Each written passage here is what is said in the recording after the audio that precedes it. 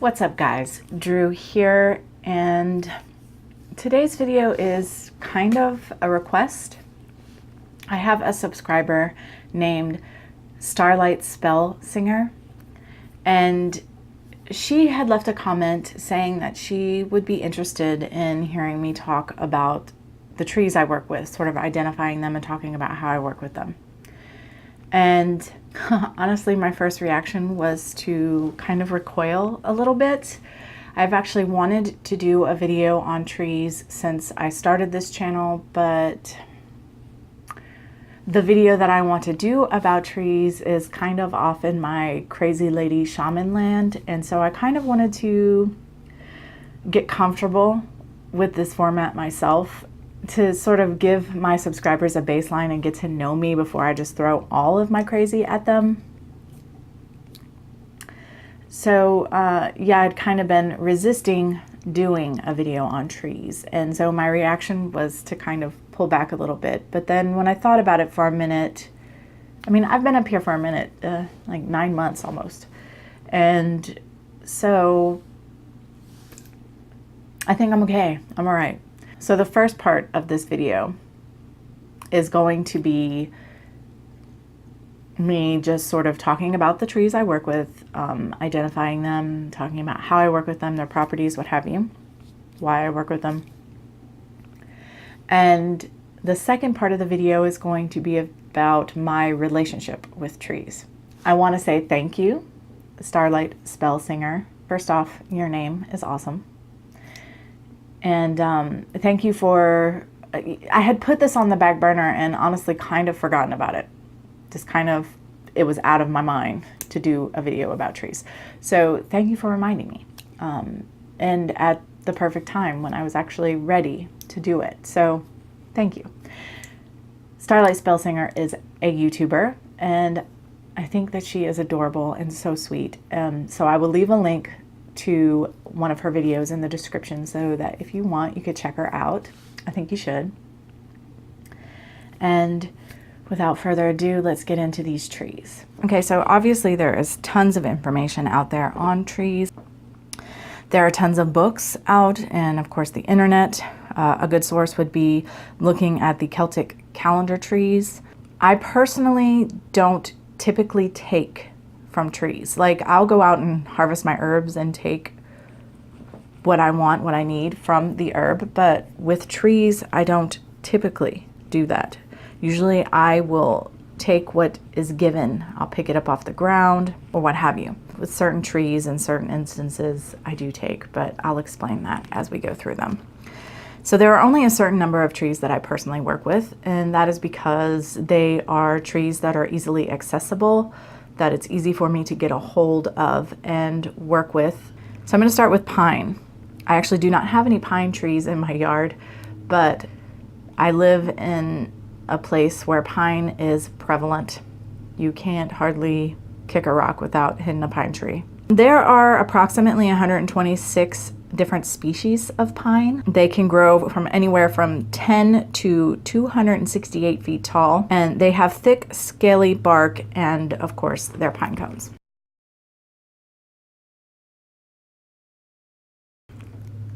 I typically work with the bark or the pine cones. When it comes to pine, their leaves are actually needles, and you could, of course, work with pine needles. I just personally don't.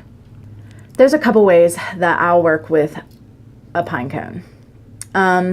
One way that I work with pine cones every year is my husband will collect a big one for me that's all wide open, and I'll cover it, slather it up in peanut butter and cover it in birdseed and take it out and put it in the yard for the birds. That's one of my Yule traditions.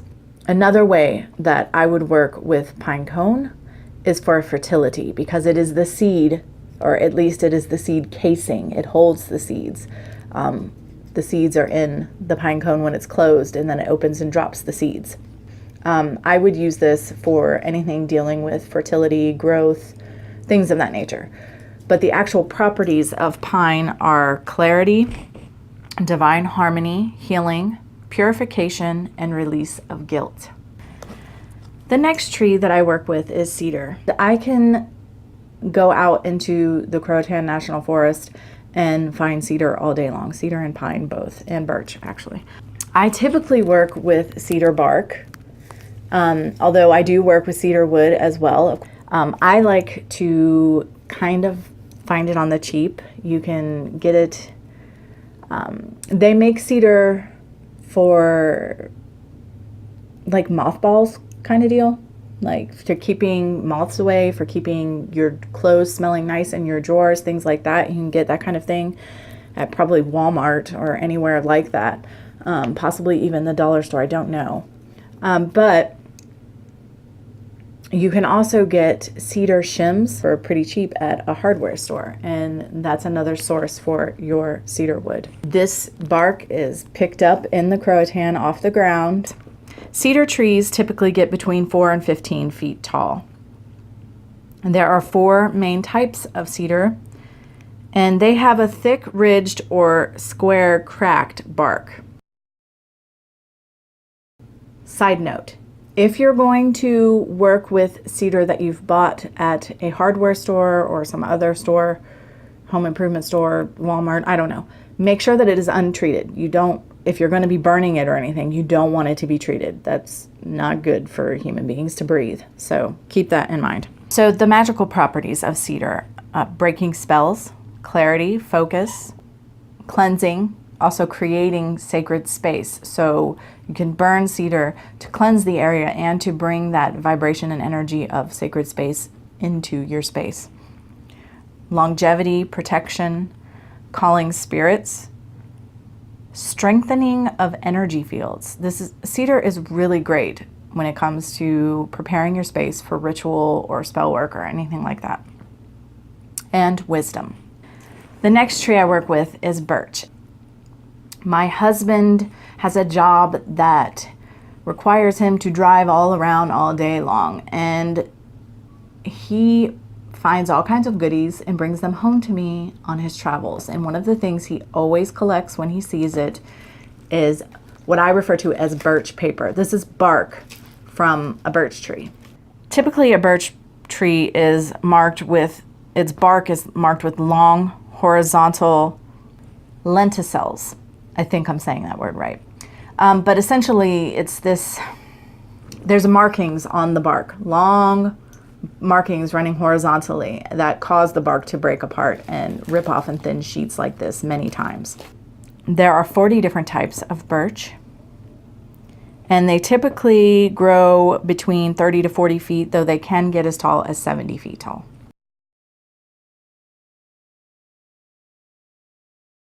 The main way that I work with birch is this birch paper, and I actually like to write petitions on it and burn it. But I also have a staff that is birch that I collected from the Croatan. It was laying on the ground. So the properties of birch, it is connected to the divine feminine. It is said to be great for healing depression and anxiety. It's cleansing. It has properties of rebirth and protection, renewal, and new growth. Okay, the next tree that I work with is apple. I work with applewood. These are apple blossoms. I actually do have an apple tree in my yard. I actually have 2, but only one of them is big enough to do anything with. These are dried out apple blossoms. Apple blossoms are actually really beautiful. And this is apple wood. The reason I have apple wood is because with fruit trees, if the branches grow in toward the trunk of the tree, it will not produce fruit, and you have to prune the tree. So we had to cut off several branches of this tree because they were growing so funky. And honestly, it didn't hurt my feelings at all. One, I'm helping my tree. I really was helping my tree. But also, apple wood is a traditional wood for making wands out of. So I was super stoked. So apple trees typically get as tall as 6 to 15 feet. In the spring, they have their blossoms. They smell amazing. And there are 2,500 species of apple tree grown in the United States and 7,500 varieties grown worldwide. And I don't mean, when I say grown, I'm not talking about people, I mean wild and cultivated. It's just in general. So the typical way that I work with applewood is the wood, the blossoms, and of course I made my husband an applewood wand, and I made myself an applewood wand. And these I left raw. I liked the look of that. I made a handle out of polymer clay, and I put little tchotchkes on them, charms for us that we felt drawn to. And I put a poly on the wand. I want to make another one for each of us in the future, and that one I'm going to make all smooth and pretty, and may or may not poly it, and I may or may not make a handle out of polymer clay. I might make one out of leather strapping, or who knows. So properties of applewood: blessings, abundance, eternal youth, feminine power, represents the 5 elements. Love, sweetness, self-acceptance, fertility, joy, harmony. It is said to be the food of the little people. So good for offerings or interactions, spells dealing with the little ones, the wee people. Unicorn alignment. I don't work with mythological creatures personally. So I don't know. I've never thought of working with unicorn energy. Maybe I'll have to look into that at some point. But right now I have no experience or understanding of that. And of course, it is a traditional wood for wand making. One way that I love to use applewood is in oils. When applewood is would be a good element of the oil, would have properties that would lend themselves to what it is I'm making. I really enjoy that. I think it looks pretty in oil.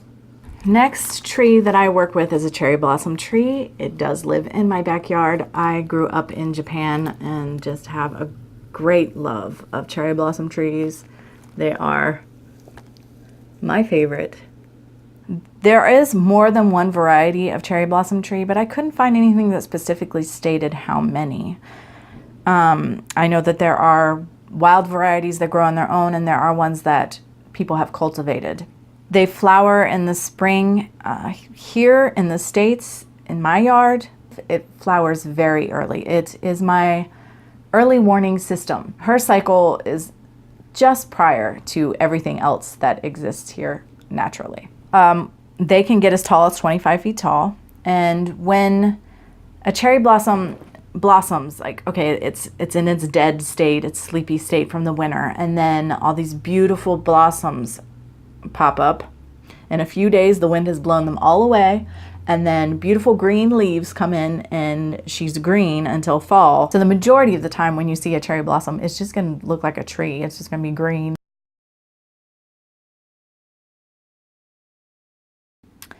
I work with the flowers. That's the only thing I work with off of her. Now, I don't care where you look. I personally could not find any information on the magical properties of cherry blossom. So I went and looked into traditional Japanese lore surrounding the tree and the symbolism of the tree in that culture. And what I discovered is cherry blossom is good for love, new beginnings, good fortune, bounty, and divine connection. It is connected to both God and goddess. The next tree I work with is crepe myrtle. Might be kind of hard to see on this pink and gold altar cloth. I do have a crepe myrtle in my yard, but it is a baby. It has yet to bloom flowers, and it'll probably be a few years before it does. Thankfully for me, I have neighbors that have them, and the blossoms blow into my yard so I can pick them up. Crepe myrtle is typically a small tree. They are usually between 4 and 7 feet tall, but they can get as tall as 100 feet. The neighbor to my right, their tree is about 12 foot tall, their crepe myrtle, and the one behind me, their crepe myrtle is at least 15 feet tall. They have multiple trunks. That's one of the ways you can distinguish them. And they come in a variety of colors.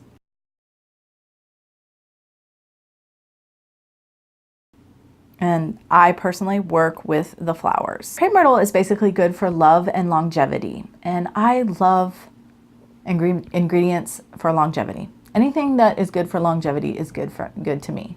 I love to add components to my spell of longevity to add longer life to my spell, to ensure long life to my spell. The last 3 trees I'm going to talk about, I don't actually have anything to show you. So I just put some stuff that sits around in my studio that might be pretty for you to look at while I talk. Please enjoy. Spruce is another tree. I have a little spiral spruce in my yard, in my front yard. It is a spiral spruce and it doesn't look like one at the moment because it's all bushy. So I am going to attempt to trim it at some point. But when I do the trimming, I will have some spruce to work with. Spruce, there's like 40 different species. The dwarf spruces will get between 10 and 12 feet tall, but they can get as high as 200 feet tall depending on the species. Their needles are attached to their branches in a spiral fashion. That's how you can kind of identify them and tell them from other trees. I will be working with the needles, and spruce's properties are ancient wisdom, goddess energy, healing, protection, purification, and spiritual refreshment. The next tree that I have in my yard, but is still a baby and hasn't done anything to give me anything to work with, is the American redbud. They have showy flowers that are usually light to dark magenta colored, and they can get between 20 and 30 feet tall. And the leaves on these things are beautiful. So I'll probably work with the leaves. I'll definitely work with the flowers. And the properties associated with this tree are bee blessings, feminine power and wisdom, healing, shame, land healing, and love. Lastly is the dogwood. I have a dogwood baby in my backyard. Again, it'll be a few years before I see any stirrings of anything. Of course, dogwoods have blossoms, berries, and very distinctive bark. And they are typically 15 to 25 feet tall. And there are 17 species. I will mainly work with the flowers. Properties associated with the dogwood are boundaries, dog communication, emotional and physical healing, miracles, and love divination. Okay, so let's move on to Drew's special blend of weirdness. Trees. I know that lots of people love trees and they feel bonds with trees. And I know there are bound to be plenty of other people who have the same sort of understanding and relationship with trees that I do. But I've never met one. So as I've mentioned a million times, I went through my shamanic initiation and I was deathly ill for a couple months and couldn't get out of bed for at least a month and a half. And was barely conscious during most of that time. But when I finally could get up out of bed, just enough to be out of bed, I would go and sit on the back porch and stare out at the backyard. And this wasn't the house I'm in now, it's a different home. And I would just sit there for at least an hour, hours. I would just sit there. And I did this daily, and when I was done, I'd go back and lay in bed again. But I started having all of these weird epiphanies, and I just, this wisdom was pouring into me.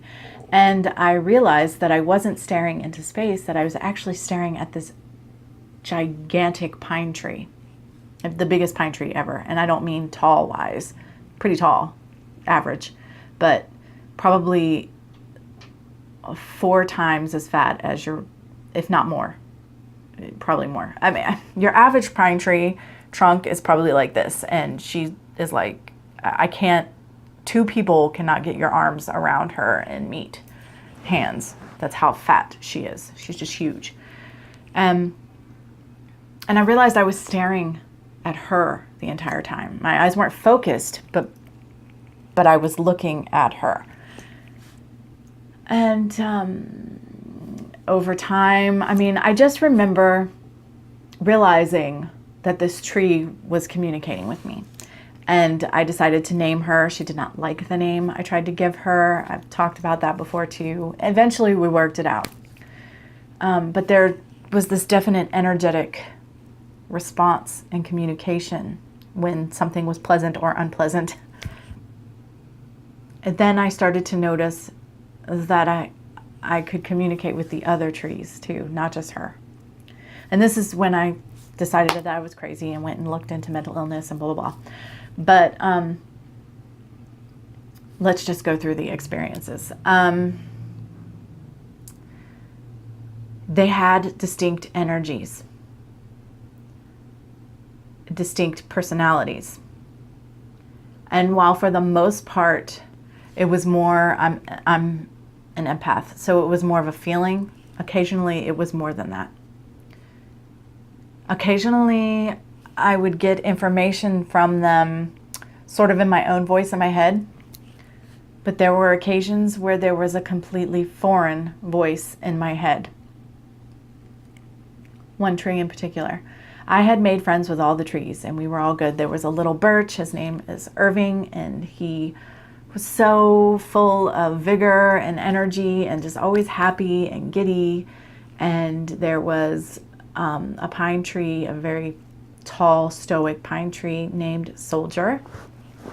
And he was sort of the guardian of the yard and a very still, quiet energy. And there were the Good Sisters, and they were one of, sometimes a tree will have two trunks coming up and then mingle together in the top, coming from one root system. They were that, and they were very wise and gentle.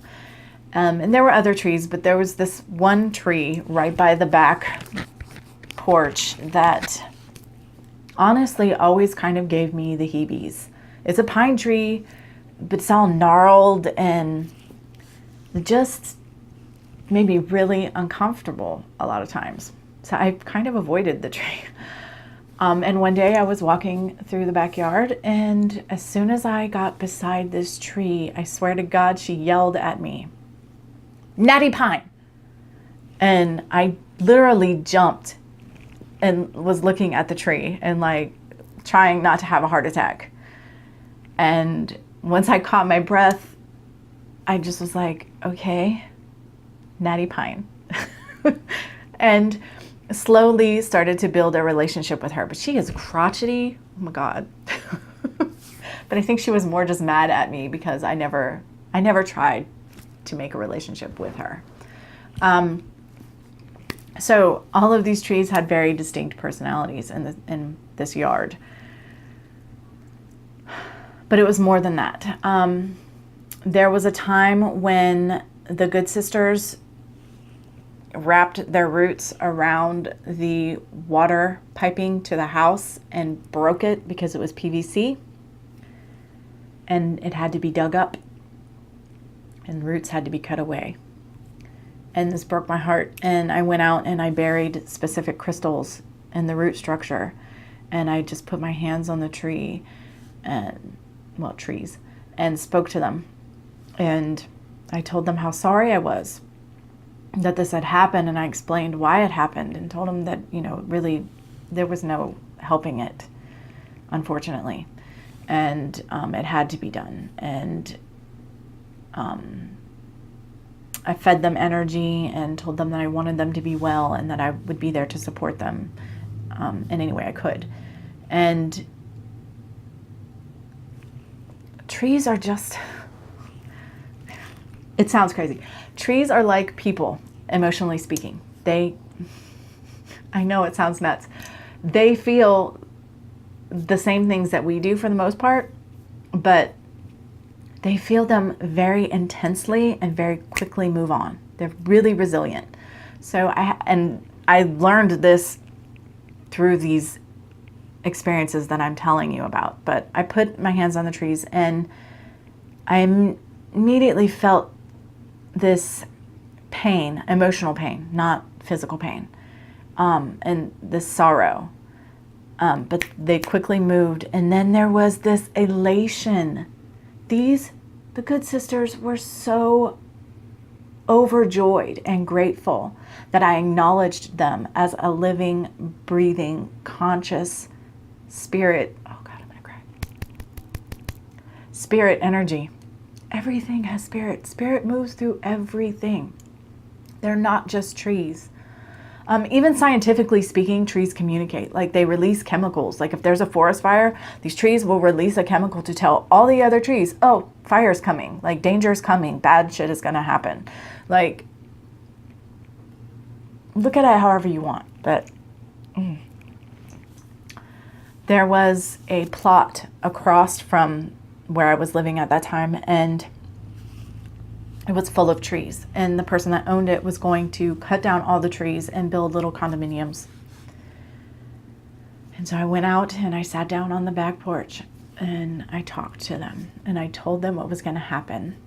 And fear and panic ran through that whole lot of trees in an instant. And then they were okay. And they were grateful that I had told them.